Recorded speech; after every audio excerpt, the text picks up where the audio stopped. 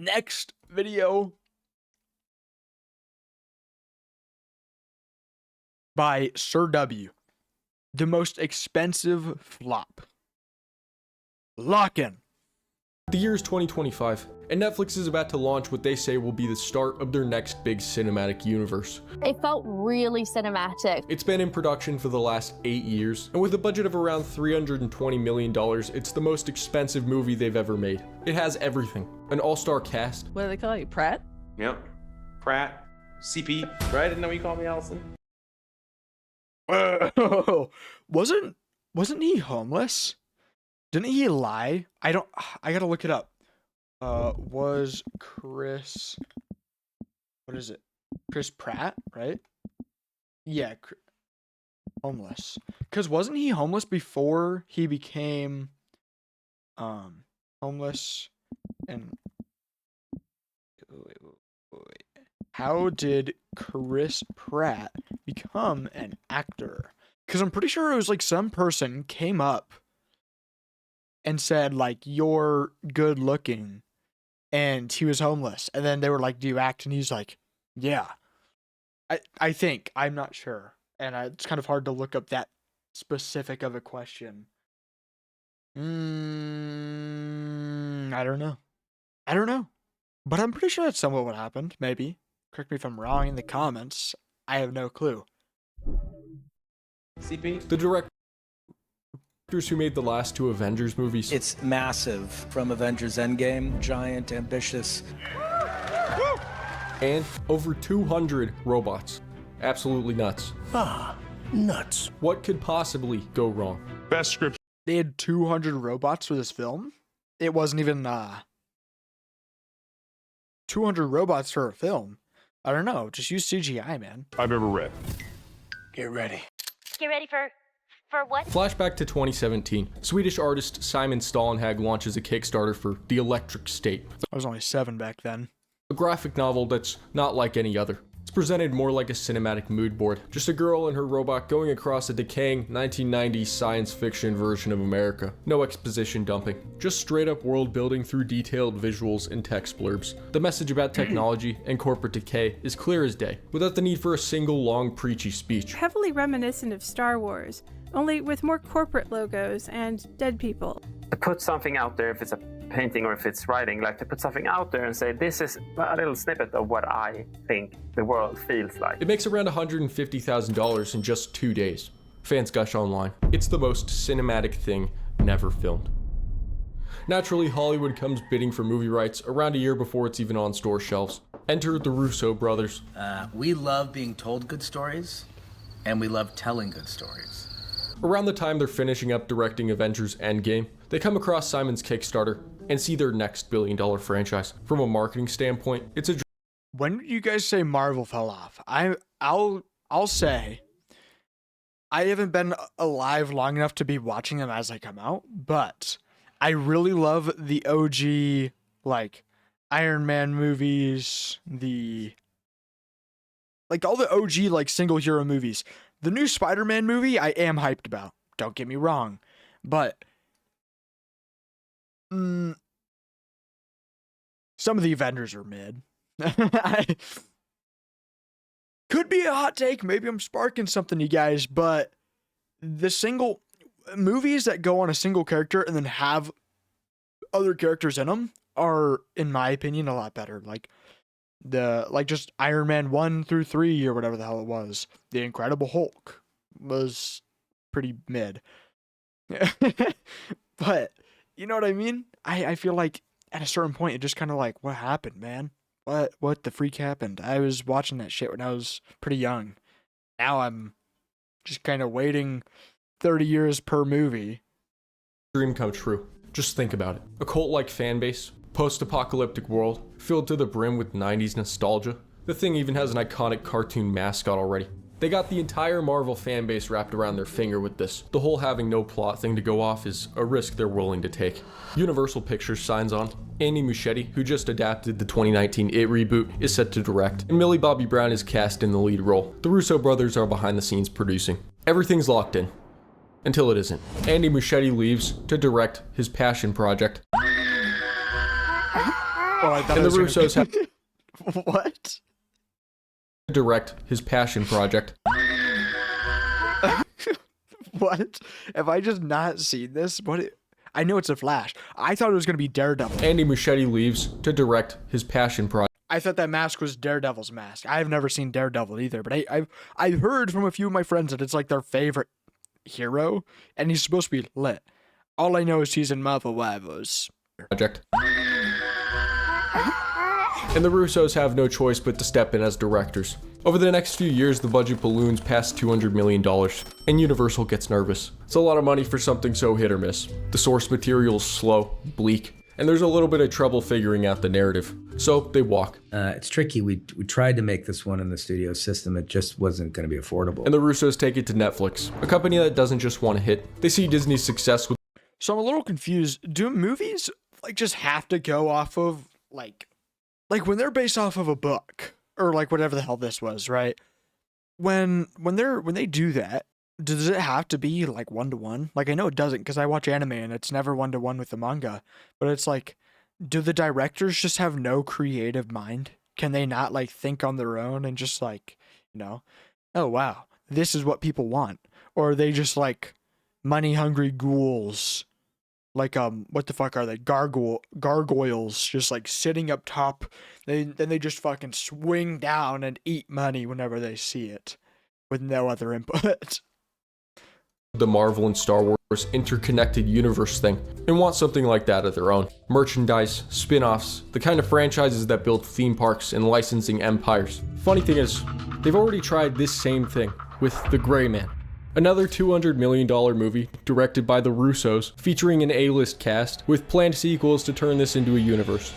Ryan Gosling, I'm gonna go see a movie. I was gonna go do it today, but I need to edit my video. I am gonna edit this VOD. The Project Hail Mary. I've heard it's really good and it made a lot of people cry. I usually don't cry in movies, and that's just like something that's a little side rant. Do any movies make you guys cry? I very, very, very rarely cry at movies, and it's more so I only cry when it's like it hits really close. Do you guys sad cry at movies? I usually only like happy cry. Really weird. I don't know. Into a universe. The response, lukewarm. I Oh, enjoyed the 200 Gray million. Man movie, but it was not as good as your book. Well, It thank just- you for saying that. It just wasn't the same story. They Hollywoodized it. Absolutely. What I say, and I don't know how this makes me sound, is like the movie is the best possible commercial for my writing. And if you're a writer, you want eyeballs on your work. And so, it's not as gritty. It's not. Not nearly. Critics said it looks expensive and felt empty. Not nearly. Mark, let me tell you, to the millions of people who are going to see and listen to this podcast, your movie was absolute utter fucking dog shit. Okay? I hope you get burnt at the stake. I hope you get broiled alive in a pit of fire. Your movie was dog shit compared to your book, and nobody's going to want to read your stupid fuck-ass book after seeing the stupid fuck-ass movie. Mark, get it through your skull. And the cinematic universe collapsed That's Joe, in quotations. before it even began. Maybe this movie showcases the Russo brothers' biggest pitfall as directors. They need quality control. But thanks to their business model relying mostly on subscriptions, they can afford to spend hundreds of millions of dollars on an absolute flop without worrying about box office numbers or scaring investors. So they say, second time's a charm. Hand full control over to the Russos, give them a big It's crazy how much money the movie industry has in it. I mean, I know this isn't real, but like this is real in comparison to like the amount of money they're giving people for movies. Like some of the Avengers movies, what were they? Billions, right? It was like, what? Let me look up how much was Avengers Endgame. I'm pretty sure that's also one of the most expensive ones. So I don't know. Let's say, what is the average Hollywood movie budget? Okay. Effects heavy films often exceed $200 million. They typically cost around $65 million to produce, with a total cost often around $100 million or more, with marketing and distribution are okay, right. But it says sometimes they're under 18 million due to large volume or low budget projects. Okay, that makes sense. Kind of, until you realize 18 billion or 18 million. Are we serious, man? For a movie? I get it. I sit down, recently been watching Rick and Morty. It's pretty good. Is it that good? I don't know. I mean, I'm sure it costs so much money to produce all the Rick and Morty series, but you get what I'm saying, man. It's just too much fucking money for a movie. Blank check and tell them to do exactly what they did with Gray Man. You know, brighter colors, more jokes, more Marvel. If you ran up, tried to do it twice and went, "What's wrong with the engine?" Turned around and grabbed this and went, "Why is it unplugged? Did you not charge the..." Like, it's just like a series of like bits about cords and plugs with these two. Fast forward to fall 2022. Was that part of the movie? No fucking wonder this shit flopped. Netflix officially announces they're in production and releases a list of the cast. This thing is absolutely stacked. It captures the news headlines' attention. The Electric State. Brothers were once again able to gather a top-class star lineup that is in no way inferior to its previous movies. Meanwhile, fans online are now starting to fear the worst. How would you turn this book into a film? What did the Russos need to get right? It's obviously fundamentally an extremely visual experience. They need to get the cinematography right as an absolute #1 priority. That means believable and not too CGI. For that, yeah, I mean, just from all the photos he's seen, I have no clue anything about this, but it kind of looks like they'd really need to get like good, real shots. You already know what I'm saying. Just like good, real shots with like good cinematography. It needs to be like good, photography. I can't pronounce that word. I'm not that intelligent. It can't just be CGI, which I guess goes back into what they were saying earlier, how it had so many robots. If that was this movie, I guess that makes sense. Less CGI and more real robots. That aspect, I believe the Russos can deliver. This film is one of the most ambitious visual effects movies I've ever worked on in terms of the number of CG characters that we have to develop. Yeah, we've done a lot of movies that require an extensive visual effect work. This might be the one that it was the most complex. The VFX don't look good, this movie doesn't work at all. Yeah. The tone, hands down. The entire thing could be ruined if the tone isn't right. Well, if you only knew. There's a departure in tone from the book, a very intentional departure from tone, to broaden out the movie, to have it appeal to a family audience, because we wanted kids to see the film. Can you talk a little bit about which elements were so important to keep present in the film? I think it was the theme of the book. And I think it's about being kind and staying connected to each other. The power of the book lies in how unsettling these images are. That was the most important thing to us. We have kids that are all Gen Z, part of the technological generation, and we made this movie for them. But it just wasn't the same story. They Hollywoodized it. It doesn't take long for this project to lose focus. You see, just like they've done in the past, the Russos go on an all-out spending spree. The first thing on the list, to hire 6 different VFX studios to make 175 different robots, all rendered with their own set of fully moving parts, but none of the scary abominations. Okay, so they weren't actually real robots, they are just CGI? I'm still kind of confused on that. As you see in the book. Remember how the book was really good at sending a message without saying anything at all? And I also think, like, if I would do stuff that really clearly states my political beliefs, it would be bad art. How about instead we have the characters give literal speeches? And you talk now. We feel like it speaks very powerfully to what we're all going through today. I know the war happened, and things fell apart, and life really sucked. And maybe for a little while, the Neurocasters helped you forget that. We got so used to it that we thought that's what real life was. But it's not. Real life, it's contact.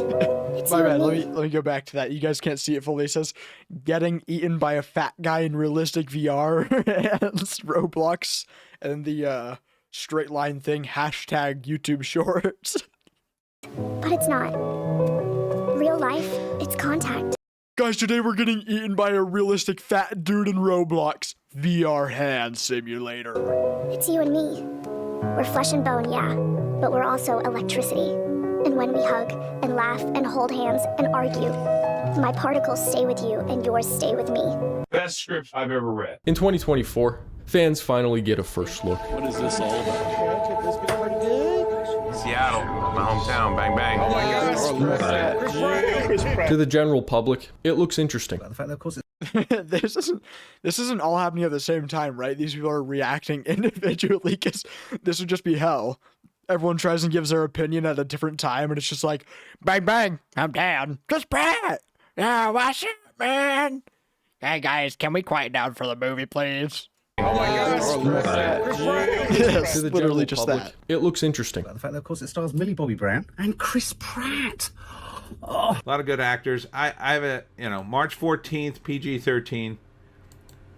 It doesn't look bad. But for fans of the book, it confirms their worst fears. This is my favorite book that isn't a manga. To double check that I hadn't time traveled to April Fool's Day after watching this trailer. Because what the hell was this? Was it like a comic book? Or was it like a book? The first trailer came out Because why is he comparing it to manga? last week, and it was so bad that I'm already wishing that they would remake this movie. I think one person read the book, wrote notes, gave them to the rest of the team, and then were promptly fired for doing their job. It's probably gonna suck. I basically just turned it into a very generic sci-fi flick. And then you got Millie Bobby Brown as the lead. Look, I don't care. Sorry, but outside of Stranger Things, everything I've seen her in is completely awful. Then there's the budget. Behind the scenes, it skyrocketed to around $320 million, making it not just the most expensive Netflix original, but one of the most expensive movies of all time. $320 million. It just looks really goofy and bland. Part of that cost comes from the tight. I thought it was $200 million. Right, but they have to add on the marketing and the VFX team and everything else, right? Deadlines, which due to a break from an offset car casualty, are now even tighter. The tight deadlines, which due to a break. Medical examiner officer investigates crash that killed a driver from Netflix's The Electric State exclusive. Like one of their directors were. Break from an offset car casualty, are now even tighter. Are you kidding me? But even with all the money spent on. Are you kidding me? Could you not drive better? VFX and labor, the internet finds out that the Russos have been incorporating AI into their voice acting work. The ending message is, the robots are just as human as the humans. You mean the guys with an AI? Yikes. AI? This is what, 2023 when this came out, and it was in production from 2017, or was that when the book was released? Either way, any time back then, man. AI voices, I can still tell because they're like kind of grainy and stuff. They're getting a lot better, don't get me wrong. For a movie, $320 million budget movie? Really? AI just isn't, especially then, it isn't at the point where it should be in games and shit. This is like when NVIDIA released that one feature where it's like games can sync up people to do talking with an AI voice and AI, like, I if you guys know what I'm talking about, probably not. I don't know what it was called, but NVIDIA was doing this thing where it was like freaky bobber shit. I don't know. It was just weird. This is kind of what that reminds me of. AI movie studio are defending the robots? Oh my gosh. Some claim the budget is closer to $390 million when you count the marketing. And they went all out on the marketing, dressing this movie up like it's going to be the start of something big, even if it's not. About a week ago, Funko announced an entire line of Pops. Some of the things they spend money on are an Electric State podcast, C-3PO human robot and R2-D2. Welcome back to State Secrets, the companion podcast for the Russo brothers' newest film, The Electric State. We'll reflect on the filmmaking journey. They also make a Netflix exclusive mobile game. How original. Hire an actual robotics lab to make real-life robots that say jokes. For a human, you make a pretty great robot. And I am called Louise. We are proud veterans of the robot-human war, which the stupid meatbags somehow won. Louise, can you say something nice? And of course, there's a bunch of ads with Mr. Peanut, who's one of the main. I don't know, man. It just looks kind of. It just looks kind of cringy. If I showed up to that show, I'm going, when's the movie coming out? Is the movie gonna be good? Because this isn't. This is dog shit, Russo. This is just wet, sloppy dog shit. Characters in the movie. I signed that peace treaty because it recognized robots as a people. I don't guess you'd know what it's like to have your very right to exist depend on a piece of paper. Are you ready for this one? Mr. Peanut. He's actually the reason I've been so excited about this movie, because if you guys don't know, I am a big fan of like advertising characters. Fast forward to March 2025, the day has finally arrived. We finally got to see Millie Bobby Brown in the... Wait, what? When was it? This was only last year? I had no clue. Forward to March 2025, the day has finally arrived. We finally got to see Millie Bobby Brown in the flesh. There's a massive red carpet viewing. The energy is up. I live on a farm, so... Try not to think about the forest and just focus on the tree. And there's that one Seinfeld reference in this whole movie. One of the biggest influences of the 90s, and there's like nothing. The cast is all there. Besides Giancarlo Esposito, he's just enjoying life. However, the next day, the Russos look at their computer, and the internet is on fire. It's bad. Have you ever watched a movie that was so unbelievable? 15% on Rotten Tomato is hard to get, man. Like, there are some dog shit movies out there. Okay, I watch all of Moist Meters, man. Okay, it is hard to get that low on Rotten Tomato. It's hard to get that low on anything, really. Movie critics, it usually, like, it can start off really low, but when it averages out, if you have under 30%, I gotta just say, man, it's a flop. It's a dog shit movie. Nobody likes it, because once you kind of, you know, you can get a bunch of review bombers, it dips, and then it kind of comes up and plateaus. If it plateaus above 30, it's, you know, if it's still below like 50, it's still probably not that great, but it's probably not dog shit. It's just, you know, review critics are all people like me who sit in the room all day and just watch movies and are just fat lards and just go, well, actually, this shouldn't have been this way. But 13% is what it was. 15%. Yikes.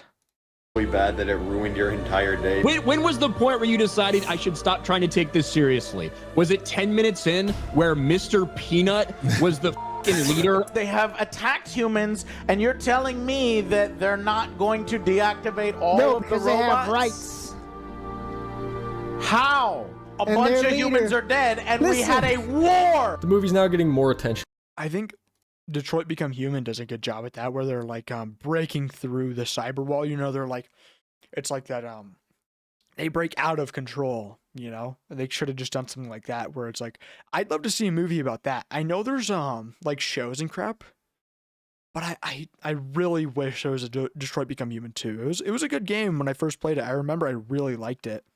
Now it's just been so long, I don't really even remember it. And then all the prior days combined. And for all the wrong reasons. This movie cost $320 million to make.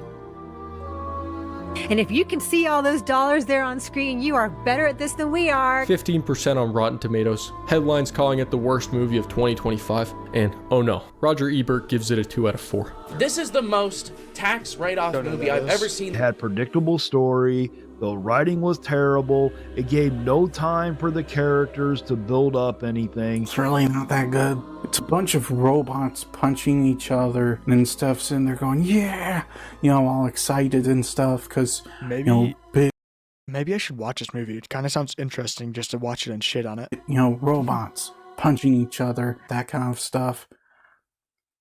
Instead, you're just in there going, despite all the bad reviews, not to be an asshole, but like, this is the kind of dude who reviews movies. You're just profit margins, and the fact that this is the second time Netflix has made the same exact mistake, shareholders don't even flinch. Instead, this movie demonstrates how different Netflix is from the traditional movie studio, and how easily they could spend so much money for a middling result without Wall Street's noticing. Its stock is even slightly up this week. For them, it's all about views and building a portfolio. How does your stock go up that week? What? Well, a lot of people wanted to go see the movie because it was so hyped. I'm sure it went down like 2 weeks later because, you know, you regain the money because everyone goes to go see the movie, and then everyone goes, oh, well, this is dog shit. We're just not going to rewatch it or buy it again and watch it in the future. In fact, Netflix... That's kind of a huge thing, I'm pretty sure, with movies and stuff. It's like, even if you make a dog shit movie and you just pump so much money into it, you're going to make money if you have enough marketing power and everyone goes and sees it at once, because then everyone goes and sees it. You make a big chunk of that money back. The issue is, in the future, when I'm looking for a movie to watch, and I've already watched so many movies, and I go, well, I could buy this one for $5 on Prime Video, right? And I see all these options, you know, I could watch a Blade Runner 2044, whatever the hell it's called. You know, why would I watch this movie over that? And I think it's that's another huge part of how the movies are going to make their money back, is when people come back to buy the movie again at home and rewatch it with their family in the future, you know, rather than just that initial everyone's going to the movies punch, right? Netflix's chief content officer recently said she'd greenlight the project all over again. Take from that what you will, but that sounds to me like sequel. However, it looks like I mean, from what it sounds like, the people kind of want that. Like, the people kind of wanted, hey, can we get this movie again, but from different directors and someone who knows what the fuck they're doing, please? The Russo brothers are facing a slightly worse outcome if they don't play their cards right.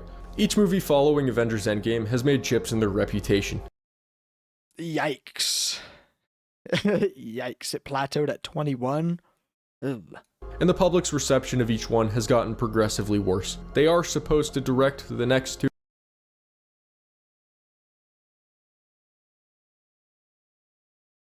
Well, I might as well just go fist myself. I was planning on watching both of these movies. I'm not a fan of Marvel. Like, I'm not in tune with all the lore and shit, but I do watch all the movies. I don't watch any DC movies either. And it's just like, I like Marvel. I like Iron Man as a character. He's sick, right? That's basically the entire reason. Tom Holland, Spider-Man, you know, all of them. Andrew Garfield, no. Tom Holland, Andrew Garfield, Tobey Maguire. Sorry, that's the tier list. Definitive. You can argue, I would have said Tobey, or who's it? You know, Andrew Garfield would be the coolest, but it's just, he hasn't been in any of like the newer, cooler movies. Like, he was in the movie where all of them came together, but he still had no cool tech. Whereas Tom Holland has a nanotech suit and hacks this dude's suit by just going, wow, you know, sick. Sorry, I'm getting sidetracked. These two movies, I wanted to see both of them. I wanted to see both of those two movies. I don't know if I do anymore. Just seeing, you know, that graph he was showing a second ago with, you know, wait, hold on. Two Avengers. This? I don't know if I want to see that anymore. Movies. But after these flops, people are starting to question whether that's the best choice. As for the author, Simon Stollenhag, he really likes the movie. For me, the book is like a keyhole into a world, and so it's really exciting to see them coming in and bust the doors wide open. It may not be as bleak as fans like. I feel like relating this movie to the book at all is just such a spit in the face to the original author. But according to some interviews from the past, that was never exactly Simon's goal. A lot of this, like being cynical and just focusing on that, like, look how bad things are. That's just kind of, it's almost like an aesthetic. You have to provide some humanity, like some hope. You have to be serious. Oh, that's our next react. Come on now. Okay. Oh. We'll go back and just like that video really quick. The year is 2025. And good ass video. It was a fun video. I had no clue about that. On it, I remember in like 2018. Keep in mind I was 8 at the time. I saw like the images of Mr. Peanut being in a movie, and I thought it was a meme. I thought it was a joke. I didn't know that was actually a thing.